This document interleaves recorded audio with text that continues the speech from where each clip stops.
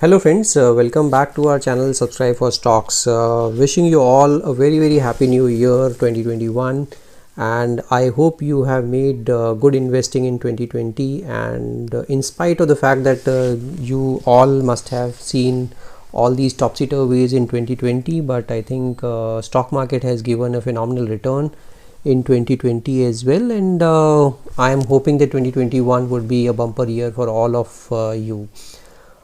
Today we'll talk about Bandhan Bank. Bandhan Bank is one of the best bank I could see in the entire banking basket. Uh, I always say that HDFC Bank is one of the best bank and I still maintain it. HDFC bank अभी भी बहुत ही बढ़िया bank है, अच्छे से grow कर रहा है. बट अगर हम मिड साइज बैंक में बात करते हैं, अगर हम ICICI bank, HDFC bank, Kotak Mahindra bank, axis bank को छोड़ दें, इन चार बैंक्स को छोड़ दें, तो सबसे बढ़िया बैंक जो मुझे लगता है वो लगता है बंधन बैंक. अब मैं आपको उसके रीज़न्स भी समझाऊंगा आने वाले टाइम में. But before we get into the details, मैं सभी से रिक्वेस्ट करता हूँ कि मेरा चैनल ज़रूर सब्सक्राइब कीजिए, इस वीडियो को ज़्यादा से ज़्यादा लोगों से शेयर कीजिए, बेल आइकन दबाना मत भूलिए, सो दैट जब भी मैं नई वीडियो डालता हूँ आपको पता चले. And you can always give me feedbacks कि कैसा आपको लग रहा है और क्या आपको लगता है कि मैं अपने चैनल पर नेक्स्ट वीडियो के साथ आऊँ. So let's quickly start with बंधन बैंक. अगर हिस्ट्री में जाते हैं तो 2001 में बंधन बैंक स्टार्ट हुआ था as a non profit organisation, and इनका जो मेन मोटिव था वो financial inclusion and women empowerment के ऊपर था. सो दैट जहाँ पर भी बैंक्स नहीं पहुंच पा रहे थे वहाँ पर बंधन बैंक का मोटिव था कि वहाँ पहुंचकर उनको पैसा मुहैया कराया जाए और लोगों को भी बहुत ज़्यादा डॉक्यूमेंटेशन ना देने पड़े और उनको इजी एक्सेस हो पैसे का. And it turned out to be a non-banking financial institution in a few years after it started off in 2001. 2015 में RBI ने बंधन बैंक को बैंकिंग लाइसेंस प्रोवाइड कर दिया एंड अगस्त 23rd 2015 बंधन bank was born with a bouquet of products for customers in all the segments. So बहुत ही phenomenal journey रही है पिछले 5-6 साल की बंधन बैंक की.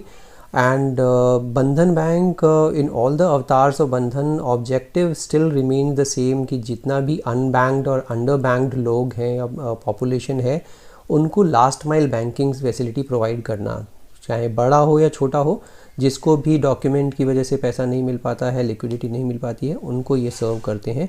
तो माइक्रो फाइनेंस इंस्टीट्यूशन की तरह इसको डील कर सकते हैं. अगर आप बोलेंगे तो this is the India's largest micro finance institution.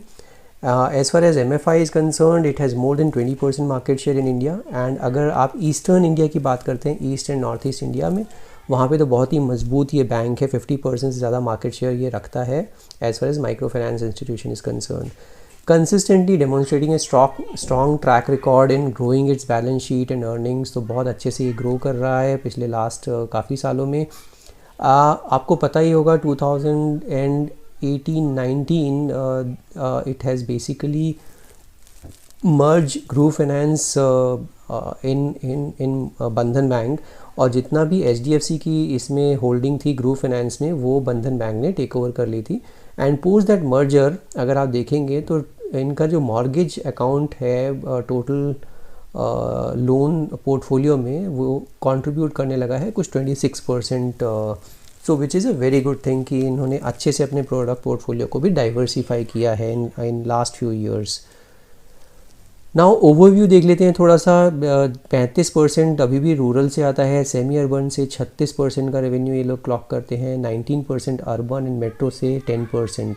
तो it is just reverse of any other bigger bank. अगर बिगर बैंक में रूरल का बहुत ही स्मॉल पोर्टफोलियो होता है, बट इनका बहुत major portfolio rural and semi urban से आता है. टोटल डिपॉजिट्स की बात करते हैं तो 57,000 करोड़ के डिपॉजिट्स इनके पास अभी भी हैं. टोटल एडवांसेस एंड डिपॉजिट्स की बात करते हैं, मतलब जितना लोन इन्होंने दिया है और डिपॉजिट्स इनके पास हैं, तो टोटल जो है 1,28,928 करोड़ का इनके पास टोटल बिजनेस है. अगर हम माइक्रो लोन्स की बात करते हैं टोटल एडवांसेस में से, तो टोटल एडवांसेस में से कुछ 64% अभी भी माइक्रो लोन्स ही कंट्रीब्यूट करते हैं. कासा रेशो इनका बहुत बेहतरीन 36-37% है. रिटर्न ऑन एसेट्स भी 3.64% है। अगर हम बात करते हैं share of retail in total deposits तो 78.43% ये रिटेल फेसिंग बैंक है। Capital adequacy ratio best in class है, बेस्ट इन द इंडस्ट्री है, I would say 27.43%। Banking outlets की अगर आप बात करते हैं तो 4,559 बैंकिंग आउटलेट्स इनके अभी भी ऑपरेट करते हैं इंडिया में।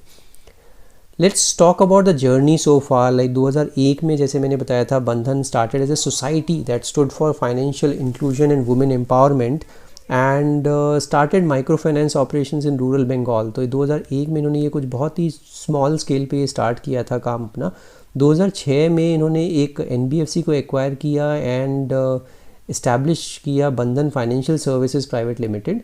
Yet the core business objective remains the same, financial inclusion इनका कोर में बसता है। 2009 में micro finance portfolio was transferred from society to NBFC। तो 2009 में प्रॉपरली इन्होंने सोसाइटी से अपना बिजनेस ट्रांसफ़र करके NBFC में शिफ्ट कर दिया। 2010 में Bandhan became the largest micro finance institution in the country. तो बहुत सबसे बड़ा ये MFI बन गया 2010 में। 2015 में अगर देखते हैं तो इनको बैंकिंग लाइसेंस मिला अगस्त 23, 2015 में and it became the first micro finance company in India to get a universal banking license. तो फर्स्ट माइक्रो फाइनेंस कंपनी है जिसको ये लाइसेंस मिला, बैंकिंग लाइसेंस मिला। अगर 2018 की बात करते हैं तो बंधन बैंक जो है on the day of listing itself emerged as the 8th most valued bank on the basis of market capitalisation. तो सबसे 8th मोस्ट वैल्यूड बैंक बन गया as far as market capitalisation. 2019 में अगर देखेंगे तो मैंने जैसे बताया आपको HDFC लिमिटेड का जितना भी स्टेक था ग्रुप फाइनेंस में उसको एक्वायर किया and became the India's foremost affordable housing finance company. तो ये बहुत अच्छे से ये ग्रो किया इन्होंने और HDFC लिमिटेड से ग्रुप फाइनेंस का सारा स्टेक एक्वायर कर लिया। 2020 में the bank set up it's 1000th bank branch and 4000 banking outlet. तो इस तरह से ये पूरी इनकी ग्रोथ जर्नी रही है इन लास्ट ऑलमोस्ट 2 decades। अगर हम बात करते हैं परफॉर्मेंस ट्रेजेक्ट्री की तो जो बिज़नेस मिक्स है 2019-20 फाइनेंशियल ईयर में आप देखेंगे तो मैंने जैसे बताया था फर्स्ट स्लाइड में भी 64% अभी भी माइक्रो लोन्स से ही बिज़नेस इनका आता है।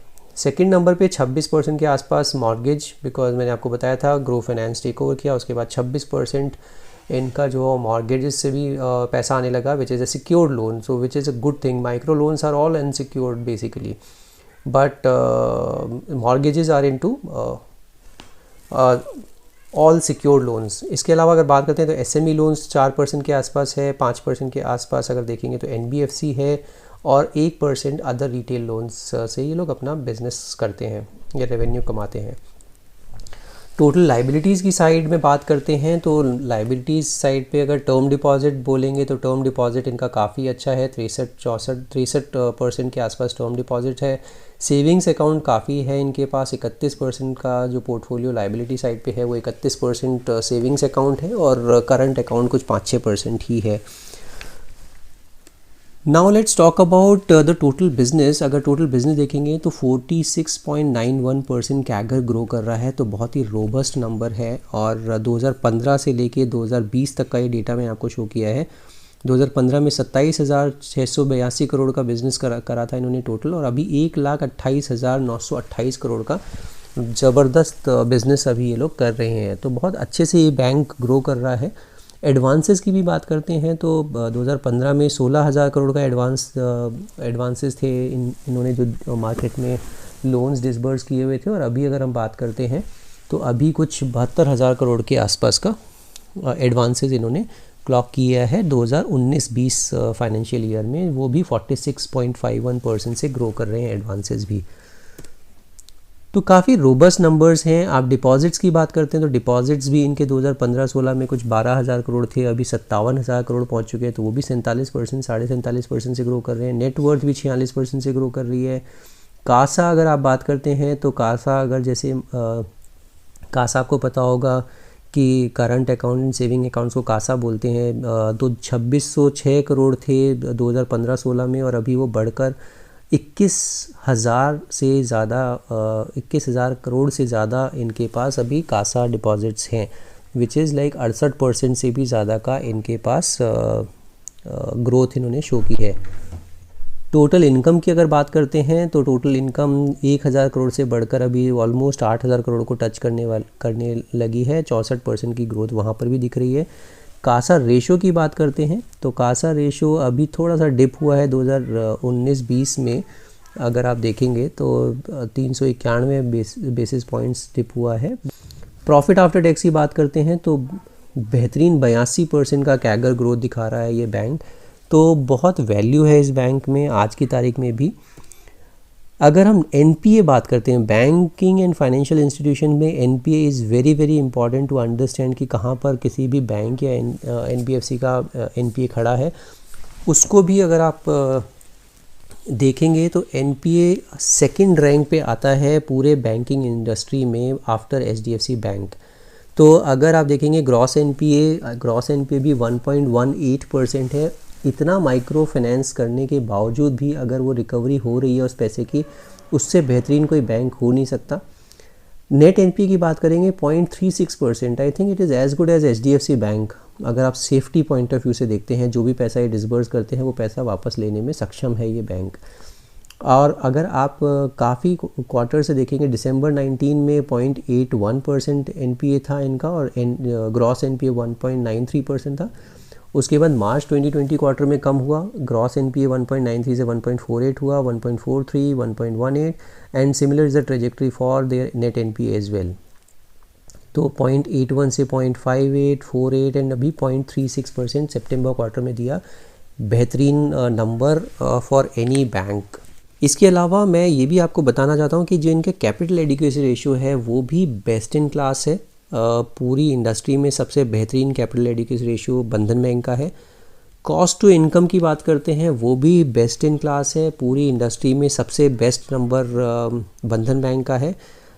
एनआईएम का कोई आस पास भी नहीं है इस बैंक के। नेट इंटरेस्ट मार्जिन 8% से भी ज़्यादा ये क्लॉक कर रहे हैं, जो कि इंडस्ट्री में 4-5% से ज़्यादा किसी का भी नहीं है नेट इंटरेस्ट मार्जिन। तो नेट इंटरेस्ट मार्जिन भी बहुत अच्छा कमा रहे हैं।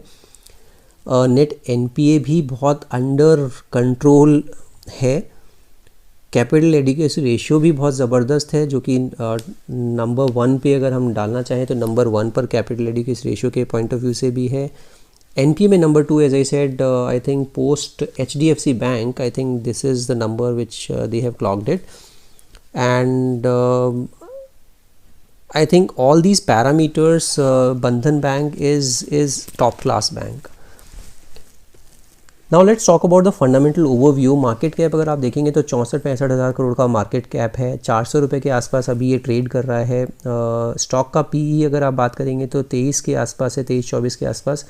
हाई लो भी देखेंगे तो अभी भी ऑफ हाइज ट्रेड कर रहा है, जबकि सभी ज़्यादातर बैंक्स अपने हाई को टच कर चुके हैं। तो अभी भी काफ़ी स्टीम मुझे इस बैंक में लगती है, जहाँ पर कि आप इसके 526 का जो हाई है उसमें निर्मल बांग ने अभी आई थिंक कुछ दिन पहले ही अपनी रिपोर्ट निकाली, जिसमें इन्होंने 490 या 500 रुपीज़ का टारगेट दिया था। And I am a firm believer कि ये बैंक बहुत बेहतरीन करेगा। डिविडेंड यील्ड नहीं है बिकॉज बहुत ज़बरदस्त ग्रोथ ट्रैजेक्टरी पे है, तो डिविडेंड नहीं देने का कोई वो नेगेटिव पॉइंट नहीं मानूंगा मैं इसको। Return on capital employees 12%, return on equity 22-23% का है, बहुत ज़बरदस्त। इंडस्ट्री का पी 23-24% के आसपास है और वहीं पर ही ये प्राइस्ड लग रहा है उसके हिसाब से। बट अगर आप प्राइस टू बुक देखेंगे 4.26 टाइम्स, तो not a very expensive stock, expensive company at this point in time. Promoter holding की बात करेंगे तो 40% प्रमोटर होल्डिंग है। और अगर हम देखेंगे प्लेज परसेंटेज, तो प्लेज कुछ नहीं है। EPS 16-17 रुपीज़ के आसपास है, रिजर्व्स भी 13-14 हज़ार करोड़ के आसपास हैं, तो बहुत ही अच्छे से ये पॉइज्ड है इस टाइम पर।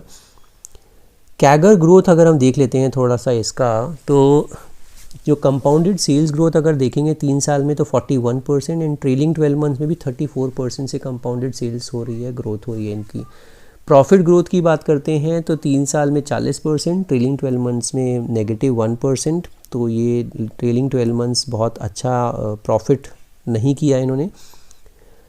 स्टॉक का प्राइस अगर देखेंगे तो लास्ट एक साल में अभी भी -20% के रिटर्न पे खड़ा हुआ है ये बैंक। तो उस पॉइंट ऑफ व्यू से भी मैं अभी बोल रहा था आपको कि ऑफ हाइज मिल रहा है, सही रेट पे मिल रहा है और ये बेस्ट है जहाँ पर आप ले सकते हैं। रिटर्न ऑन इक्विटी भी देखते हैं तो 3 साल में 21% और लास्ट एक साल में 23%। तो रिटर्न ऑन इक्विटी अच्छे से कमा के दे पा रहे हैं ये अपने शेयर होल्डर्स को। अगर हम शेयर होल्डिंग की बात करते हैं तो प्रमोटर की शेयर होल्डिंग जो है वो 40% अभी है इस बैंक में।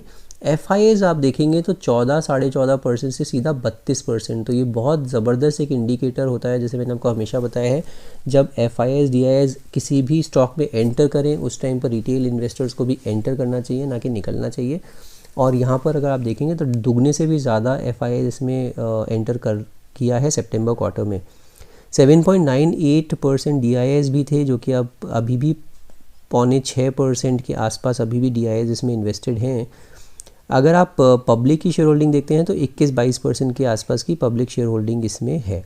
Now let's talk about its technical chart as well, कि चार्ट पर ये कैसा दिखता है। मैं वहाँ पे आपको समझाऊंगा कि क्या टारगेट दिखते हैं नेक्स्ट और कहाँ पर इसको लेना चाहिए। सो ये मैंने इसका चार्ट लगाया है, डेली चार्ट है, आप देख सकते हैं। और इसने बहुत ही एक अच्छा पैटर्न बनाया है जो कि बोलते हैं इन्वर्स हेड एंड शोल्डर। ये मैंने रेड कलर के जो आर्क्स लगा रखे हैं ये इसके शोल्डर है, ये इसका हेड है। और इसका ब्रेकआउट कहाँ पर है, इसका अगर आप ब्रेकआउट देखेंगे तो let me just put a line for you. तो ये इसका एक लेवल है जो है ऑलमोस्ट 402 रुपये के आसपास। 402 रुपये के आसपास इसका ये इन्वर्स हेड एंड शोल्डर का ब्रेकआउट आएगा। और अगर ये आज भी देखते हैं तो आज 399-400 रुपये के आसपास ये चल रहा है। इसका जो पहला सपोर्ट है वो है 396-397, वहीं पर ही ये थोड़ा सा कंसोलिडेट कर रहा है। और अगर आपको लेना है तो मैं कहूँगा आज के आज भी ले सकते हैं 400 रुपये के आसपास। 399.85 चल रहा है अभी इसका प्राइस, 400 रुपये चल रहा है, 400 पे भी ले सकते हैं। सेकंड ट्रांच अगर किसी को लेना है और अगर ये थोड़ा सा भी नीचे मिलता है तो 370, तो आप इसको एवरेज करें। और अभी कुछ दिन पहले ही इसने गोल्डन क्रॉसओवर दिखाया था, उस टाइम पर इसका प्राइस चल रहा था 340 रुपये के आसपास। तो वहाँ से बढ़ चुका है, नो डाउट अबाउट इट। थोड़ा सा एक नेगेटिव पैटर्न बना हुआ है जिसको बोलते हैं हम इवनिंग स्टार, यहाँ पर 11 दिसंबर को इसने बनाया था। उसके बाद ये नीचे आया और अभी अगर ये चलना शुरू होगा तो मेरे ख्याल से चलना तभी शुरू होगा ऊपर जब ये 430 को क्रॉस करेगा, तो उसमें और आप ऐड कर सकते हैं। तो दोनों तरफ आप ऐड कर सकते हैं। नीचे आए तो 370 के आसपास, 375 के आसपास, 380 के आसपास। और अगर ये ऊपर 430 के ऊपर निकल जाता है तो उसमें और ऐड करें। और इसका जो नेक्स्ट टारगेट मुझे दिखता है वो मैं आपको बता देता हूँ। इसका नेक्स्ट जो इमीडिएट टारगेट मुझे दिखता है वो दिखता है 430, जैसे मैंने बोला आपको 430 अगर निकाल लेता है तो इसके बाद इसका नेक्स्ट टारगेट मुझे दिखेगा 475 के आसपास, 480 के आसपास। 475-80 बहुत बढ़िया टारगेट है इसका। तो काफ़ी अच्छे इसमें लेवल्स आ सकते हैं, तो इसको थोड़ा सा अपने रडार पे बना के रखिए। अभी अगर आप देखेंगे तो हालांकि इसका RSI में अगर देखेंगे तो RSI अभी इसका चल रहा है कुछ 55 के आसपास, तो वहाँ पर भी बहुत बढ़िया इंडिकेशन है। हालांकि इसमें अभी MACD पर नेगेटिव डाइवर्जेंसेस हैं, तो इस वजह से थोड़ा सा ये कंसोलिडेट कर सकता है यहाँ पर। और इसीलिए मैं कह रहा हूँ इसको एक्यूमुलेट करते रहें। और मार्केट भी पीक पे चल रहा है, तो मैं इमीडिएटली किसी को ये नहीं बोलूँगा कि पूरा का पूरा पैसा यहाँ लगा देना है। So this is it for today's video. In case you haven't subscribed my channel, do subscribe it, hit the bell icon and don't forget to share this video with your friends and family as well. अगर आपने अभी तक demat account नहीं खुलवाया है तो मेरे description box में जाकर क्विकली एंजल ब्रोकिंग के लिंक पर क्लिक करके free of cost demat account खुलवा सकते हैं। And then you can reach out to me for any queries related to the stock market. And इसके अलावा आप मेरे को मेरे ट्विटर और टेलीग्राम चैनल पर भी फॉलो कर सकते हैं, जहाँ पर मैं स्विंग ट्रेडिंग के आइडियाज़ देता हूँ। बहुत ज़्यादा नहीं देता, कुछ 2-4 स्विंग ट्रेडिंग आइडियाज़ ही देता हूँ। उसमें रखने के लिए मैं बोलता हूँ हमेशा, और मैं खुद भी अपनी पोजीशन उसमें बनाता हूँ। अभी मैंने CSB बैंक में अपनी पोजीशन बना रखी है फॉर द स्विंग ट्रेडिंग, उसको भी आप जाके देख सकते हैं। वो भी चार्ट मैंने अपना ट्विटर और टेलीग्राम पर डाला था। आप अगर मेरे पूरा 2020 का जितनी भी वीडियोस हैं आप उसमें देख के मेरे को ज़रूर बताइएगा कि कौन कौन सी वीडियोस आपको बेस्ट लगी और कहाँ पर आपको लगा कि आपने पोजीशन बनाई थी और आपको लॉस हो गया. I would like to hear the feedback from all of you as well. Thank you so much for watching this video and wishing you a happy new year again. And जुड़े रहिए मेरे channel के साथ मेरे साथ and keep supporting.